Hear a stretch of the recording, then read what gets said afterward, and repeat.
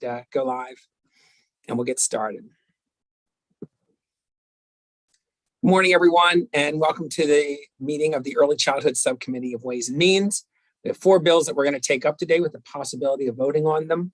We're going to start off with one that we've worked with before. It's House Bill 664, a bill, and we're fortunate this morning to have sponsors present for all 4 of the bills that we're going to be considering. So that'll help us a great deal if we have questions about them. And so that's House Bill 664, which is a bill, and I'll allow the sponsor to correct me or add to or subtract from what I say.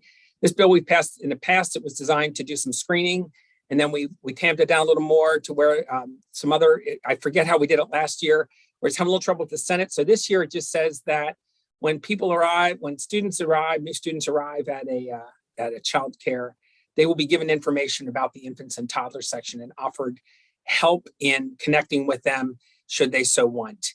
It's pretty straightforward. It's a little less than we passed last year. Delegate Guy, would you like to give any more information on that bill? No, perfectly said. Thank you. Okay, thank you.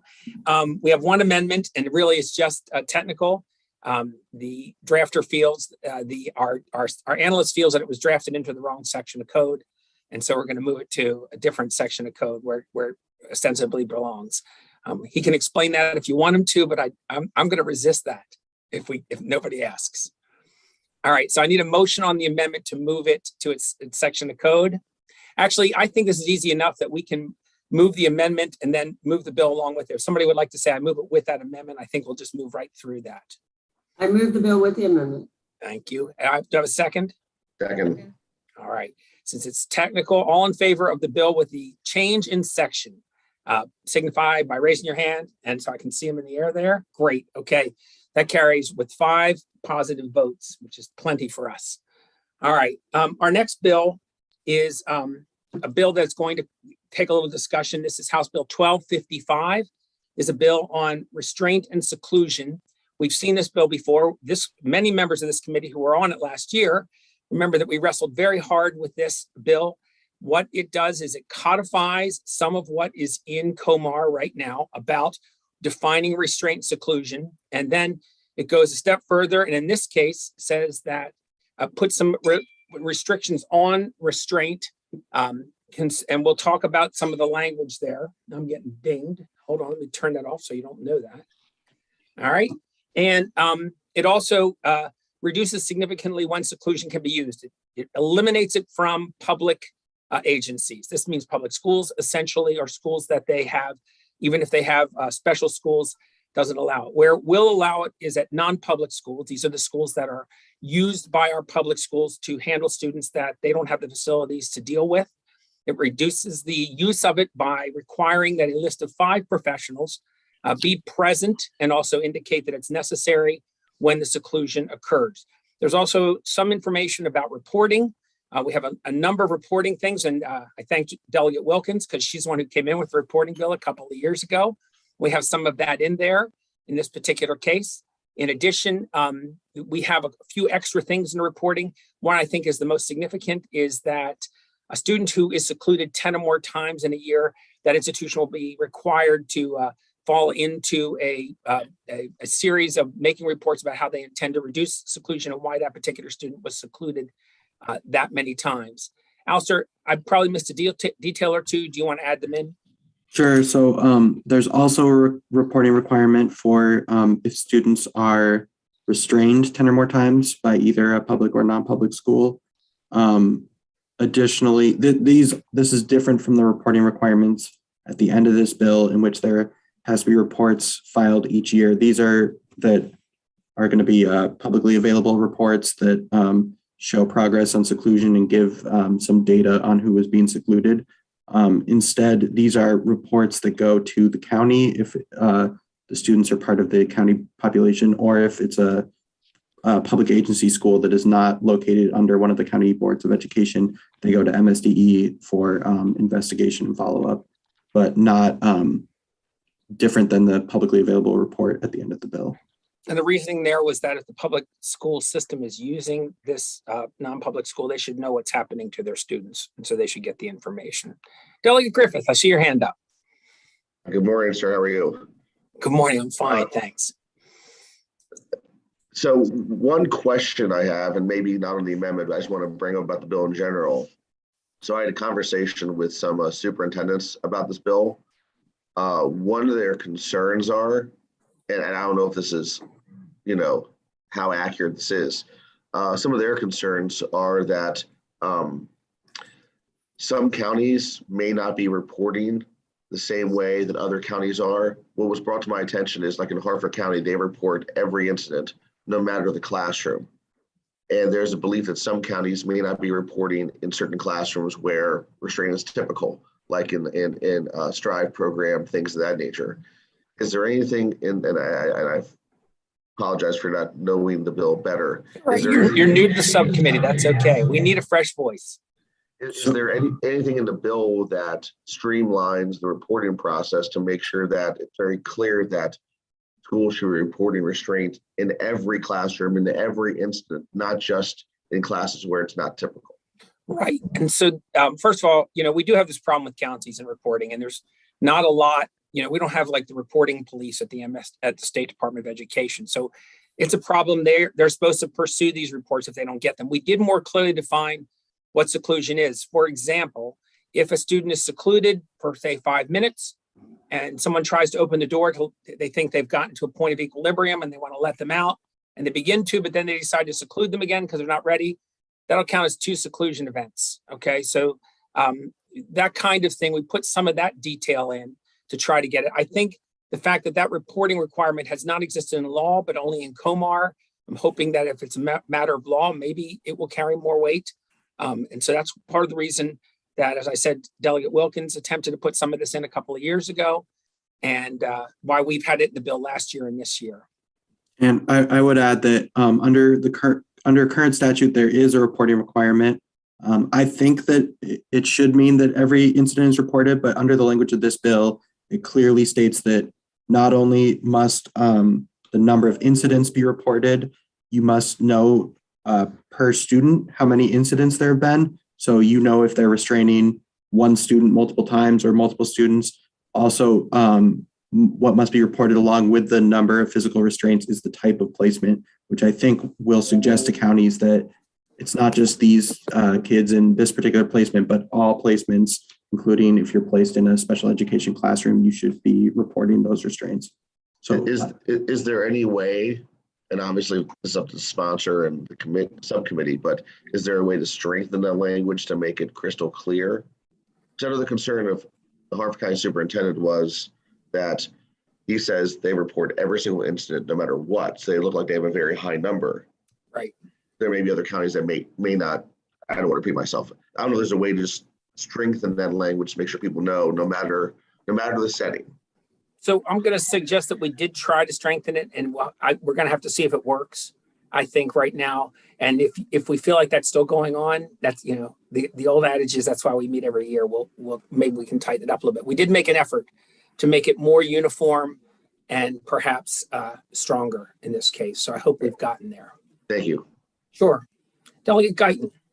Thank you, Mr. Chair. 2 quick questions. I know we wrestled with, sorry, my dog's loving on me. We wrestled with the number of people and the types of people who had to be present last year when kids were secluded in the non-publics. And I wonder, can you just tell us who has been added this year? And are these professionals who are generally already there? Are we asking new professionals to be hired to be able to do this? And then I have one other question, which is just a real quick one, if you don't mind. And that is where I agree that the public schools should not be secluding kids, right? But are we giving them any sort of training for what they can do instead, since we're taking this away from them, so that they don't end up involving law enforcement? Because that is a concern. So let's deal with the questions one at a time. I've worked hard on this list with the Developmental Disabilities Council, and Rachel London's here. Rachel, are you there? I know that you're trying to hold 2 meetings at once. I am here. I Can muted you talk my a little other bit meeting. about who we added from last year? Okay. Absolutely. Thank you. So we added a psychologist, and this year specifically, so that was added as an amendment last year and then it didn't pass. This year, we specifically added the clinical professional counselor at the request of the non-public schools delegate. And yes, most of those schools have one of those 5. In fact, the original list back in 2017 was approved and developed along with non-public schools, specifically Kennedy Krieger and others. You know, I think here the point is, and I think the superintendent made this point, is this bill is aimed at making schools do business differently, right? And so it does also, to your other question, or the beginnings of your other question, there is a training component. Thank you very much for that information. That's really helpful. Thank you. Yeah, I would add additionally, Delegate, MSD has to provide guidance to each non-public school and public school on the positive behavioral interventions and restraint and seclusion at the end of the bill. So we have a couple of amendments to discuss that are not directly related to that topic, although we can take them up if someone's interested. First of all, because of a change in their status, juvenile services would have inadvertently been included in this. And there's a feeling that juvenile services is in a unique position where they actually seclude kids as part of what they do. So we, in the beginning of the seclusion section, we would like to add an amendment that would carve them out of the seclusion. It was never intended to be directed at them, but now since, in fact, I forget the bill number, but it makes them a public agency. So the use of the term public agency would apply to them. And so we'd like to just put a comma and carve out juvenile services. But I'll allow for discussion on that if anybody wants to know why or hear more about that. Okay, I don't see anything there on that one. I've had 2 amendment suggestions. One is some language that would clarify, although it's really well defined in COMAR, this would be a little bit of extra language, but it might help. The difference between seclusion and exclusion. This bill doesn't deal with exclusion at all. And there's some language which describes what exclusion is. I can do it in a few words myself, but we can read the amendment, the language, if you'd like to hear it. Basically, if you put a student in a conference room because they're causing trouble and tell them to stay there, that's not really seclusion. They can leave the room if they absolutely need to. They have to understand that, and that's part of it also. They have to know that the door isn't locked from the outside. But that's called exclusion. Seclusion is when the door is absolutely locked. The student can't get out unless someone on the outside releases them. And so MSEA actually asked if we would include that language to clarify that. I showed it to a couple of the folks and they didn't seem to have a problem. We can read that if somebody would like to hear that language. It does a pretty good job. To me, it's sort of superfluous, but I can see why somebody would want to have it in there so it's clear this bill doesn't deal with that. If anyone wants to hear it, tell me now. If not, I'd like to add that as one of the, we'll take them as a group of amendments, and then if you want to pull anyone part of this, we can. All right, so another discussion that occurs is we basically eliminate restraint, generally speaking, unless 2 conditions exist. And Alistair, do you want to read those 2 conditions? Because we're going to talk about amending one of them possibly.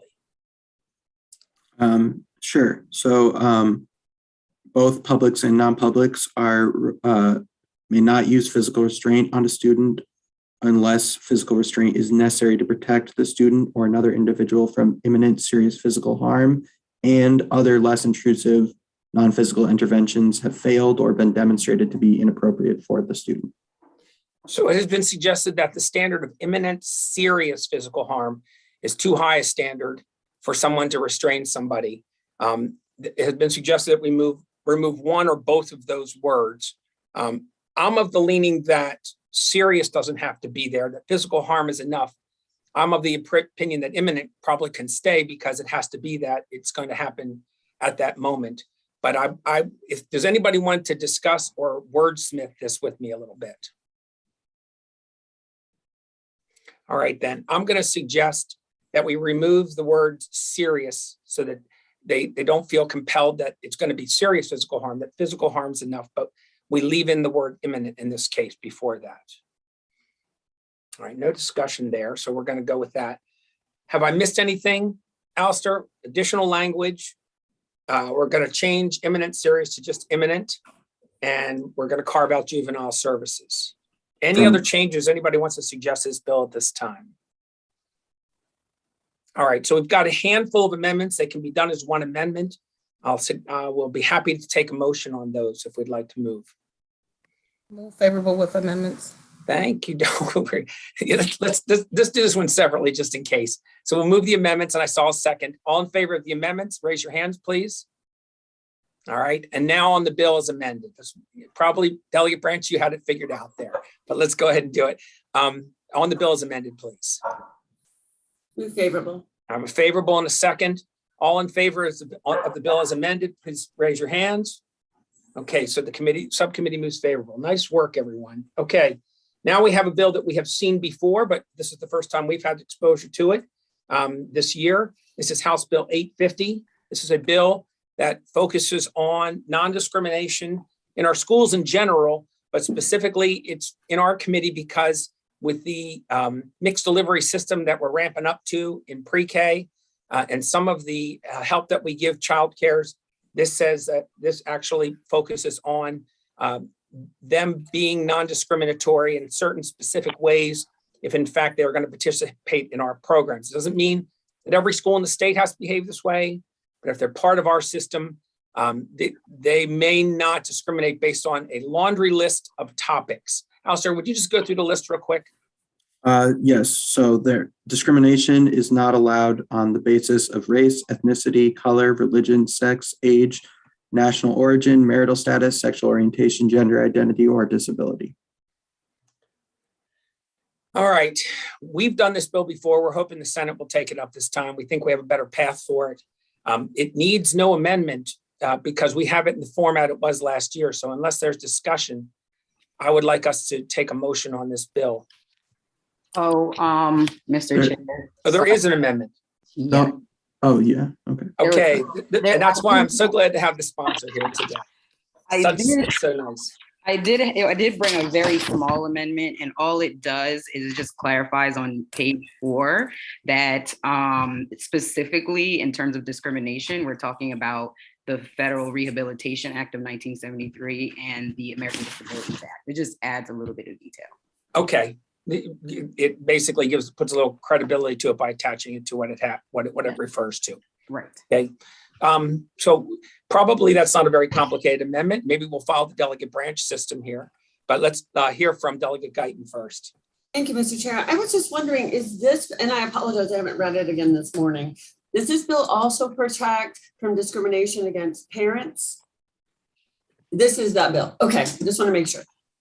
As an example, and this is the one we had last year before us, apparently this is anecdotal and I don't know where it happened and maybe it's just a made up story, but I think it really did. A little girl had 2 women for her parents and they had a mother-daughter tea and they wouldn't let both mothers come to the tea. That would be discrimination against the parents, but also more severely if they weren't admitting people because their parents were gay or Black or any one of a number of things. That would not be allowed. Even so, for example, if the child was mixed race and that was a problem, they wouldn't be allowed to discriminate against a child based on their parents or against the parents in general. Delegate Griffith. Yeah, and going back to some other conversations, obviously, I supported the uniform modification bill because, I oppose religious discrimination as well. How does this impact religious schools? Well, I mean, significantly, if they are participating in a state program where they receive state funds or a federal program where we pass through funds to them, they would not be permitted to discriminate who they admit based on, to claim that it was a religious belief that they don't believe in homosexuality, to not allow a student in because that student displays that, although at this age, but we're talking all the way up. I said this bill focuses in early childhood because of its impact there, but but also if the parents, for example, display homosexuality or are married and same sex, they wouldn't be able to not admit that student based on that. I mean, and for me, again, I've voted for many bills supporting a lot of LGBTQ rights in this body. I think my track record speaks for itself, but I also get concerned when two different rights start to intersect with each other. So that's my position on this bill, unfortunately. Thank you. Thanks. Mr. Chair. Yeah, Delegate Guy, I'll come to you a second. I'm going to let the sponsor talk to that. Yes, and Delegate Griffith, just to expand, I think that's a very fair and really good question that you're asking, and just to add a little bit to it. So what we're trying to look at here is schools that receive state funding specifically. So what we're trying to make sure is that if you're a school and you're getting money from the state, that you're then not turning around and discriminating based on any of these factors that we have determined that have been listed. So for example, one of the things that we've seen is that in the student code of conduct and the written procedures that are in some of these religious schools that are receiving funds from the state, that they will literally say, if you are homosexual, if, various situations that are written down and very plain, that you can't be admitted or you would be expelled. And I think what we're trying to get at is that if you are a school that's receiving state funds and you are saying that you would expel a student based on their LGBTQ status or whatever, understanding that that might not be how your religious faith, might, view things. But if you are receiving state funds, then we want to ensure that students are protected and have this sort of procedure that is in place for a discrimination complaint, and for there to be like a very clear procedure. So the schools can also not take state funds, right, if they want to continue in that way. So I just wanted to add a little bit more color to kind of where this came from and what we're trying to get at. Thank you, Delegate. Delegate Griffith, you still have your hand up. Do you want another bite at that or not? Okay. Delegate, I saw your hand, but then it went down. Was it a leftover hand? No, it was a new hand, but I believe that Delegate Wilkins actually answered it very well. I just wanted to verify that no school has to participate. It's completely voluntary. And if they feel that strongly about those beliefs, then they can choose not to be a part of the program. And Delegate Wilkins actually addressed that well. Thank you. Excellent point by both of you. Thank you. We have two small amendments. One, the Delegate Wilkins has suggested that we reference some of the federal statutes that are part of this. We also are actually loosening a little bit. The bill last year required that each school develop their own policy. They can use an existing one now, and that they just have to make it public on their website that they don't discriminate. Is that correct, Alistair? So there was a court case about this very issue where it was judged that the requirement to publish your own policy in your handbook was requiring someone to speak, and it was found to be violative of their First Amendment rights. So rather than requiring them to speak, they are required to post that it is the policy of the state that there should be not discrimination. So it's no longer mandated speech in that sense. So they're not their own policy. They don't have to say, we do this. We say it is the policy of the state. I should add, I mean, it is the case that you cannot discriminate. That's action, not speech. Right. But you can't compel speech. You can't compel them to say so. Right. But we can compel them to reference the Maryland code on this in this case, right? Okay, let's just in case, let's do the amendments are a clarification and the one we just discussed about not compelling them to speak about this, but to reference the code. I'll take them together as one amendment. Is there a motion? Move favorable. Thank you. Do I have a second? Second. I can always count on you.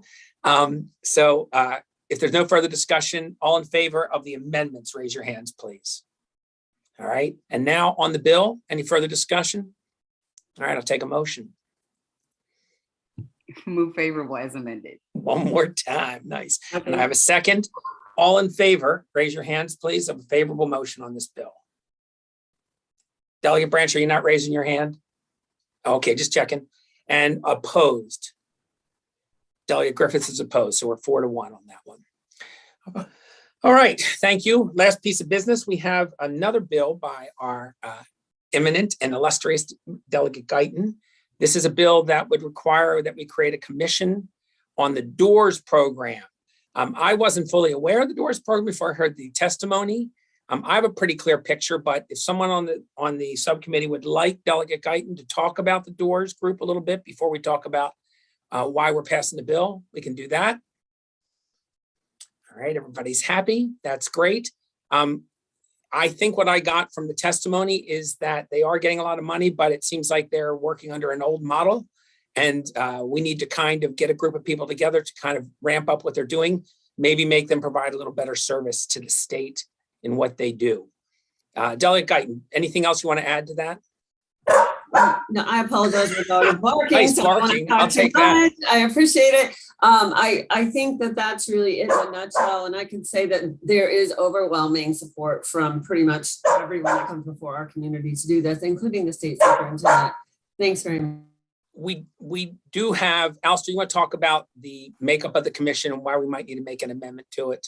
Yes, so there is a sponsor amendment that you guys all got, which was fixing a drafting error of making sure this is the Division of Rehabilitation Services, which is the correct title of it. Additionally, there's a proposed amendment to remove from the commission the General Assembly members, the member appointed by the President of the Senate and of the Speaker of the House. I think the belief is that in an election year, appointments are not always easy or possible. Does that? Any discussion on either one of those? Delegate Guyton, I saw you on mute, so I'm assuming you want to talk. Yeah, it's possible just to maybe say that appointment needs to be made after the next governor. Sorry, can't control her. Not after the next governor is installed, because I do think that moving forward, if we're going to make some of the big changes that are that the group is supposed to be advising on, it will take some legislative help. I don't have the bill right in front of me. When is the report due from the commission? It's due next year, so I'm not sure if that would work. Due at the end of next year, like in December of 2023? No, it's December of this year. Between June and December of this year, the commission must meet 5 times. Okay. And on or before December 15th, the commission will report its final findings. And then that's in 2022? Mm-hmm. All right, so I tell you what, let's go ahead and I would like to strike them if we do that. And then if the commission needs to meet again, we'll add them next year. Maybe they'll get their work done. I'm gonna suggest the amendments. 2 of them. One is, I forget the first one now. It's gotten away from drafting error. Drafting error. Thank you. And then the other one is to remove the elected officials from the commission for this year, since it's an election year. Any other discussion on those amendments? Does anybody want to move those amendments? Move favorable. I got a favorable. Do I have a second? There she is. All right. All in favor of the amendments as read, raise your hands, please. I have 4, and against. Yep, Delegate Guyton. So we're 4-1 on those. And the bill is amended. Any further discussion?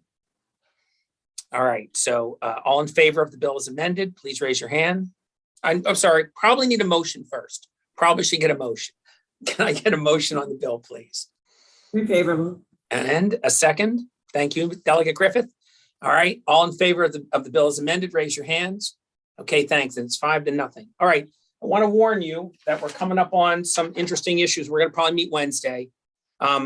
We have a bill that deals with due process for special ed parents who are contesting the services that their students are receiving. It will switch. It's a Howard County bill, but it's precedent setting. So it will switch the burden of proof to the school system rather than the parents in that situation. We'll have some interesting Montessori bills where we're trying to make it possible for Montessori schools to participate in the mixed delivery system, even though their teachers are trained slightly differently. Other than that, we have a fun coffee bill that we might take a look at, which we've seen every year. So if you don't remember it, doesn't matter. And we'll also be taking a look at funding for libraries. I think that's everything that's on our agenda for Wednesday, right, Alistair? Okay, we should be getting there, everybody. Thank you all very much. I'll see you soon, probably tonight. What are we meeting at 6 o'clock tonight? We're on the floor. Good to know. I might actually be there.